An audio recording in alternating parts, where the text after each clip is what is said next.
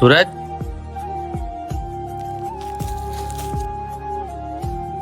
আজ কত ইনকাম হলো? দাদা, এখন পর্যন্ত আমি টাকাগুলো গুনেনি, ডয়ারেই আছে, তুমি গুনে নাও না। ঠিক আছে।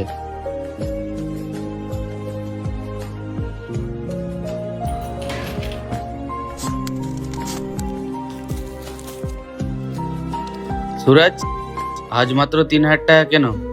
আজ তো ঠিকই আছে দাদা, এর আগের দিনগুলো তো আরো কম হতো। এমন হলে তো চলবে না। তুই ঠিক করে কাজ করছিস না, কাল থেকে আর কাজে আসবি না। কিন্তু দাদা, এমনটা করো না, এটা কাজের জন্যই আমার সংসার চলে।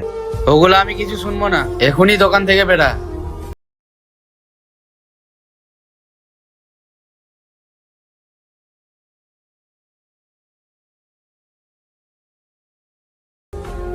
হ্যাঁ দাদা, কি লাগবে বলো।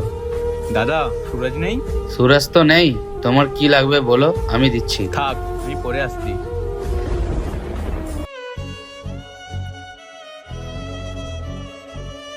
হ্যাঁ দাদা বলো। সুরাজকে দেখা যাচ্ছে না যে। সুরাজ তো নেই, তোমার কি লাগবে বলো, আমি দিচ্ছি। থাক, আমি কিছুক্ষণ পরে আসি।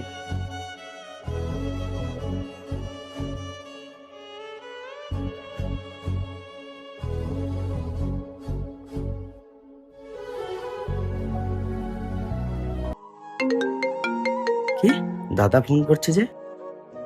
হ্যাঁ দাদা, বলো। তুই কাল থেকে দোকানে চলে আসবি। দাদা, হঠাৎ কি হয়েছে? যতই আমি দোকানের মালিক হই না কেন, কাস্টমার শুধু তোকেই খুঁজছে। ক্ষমা করো দাদা, ছোট মুখে বড় কথা বলছি।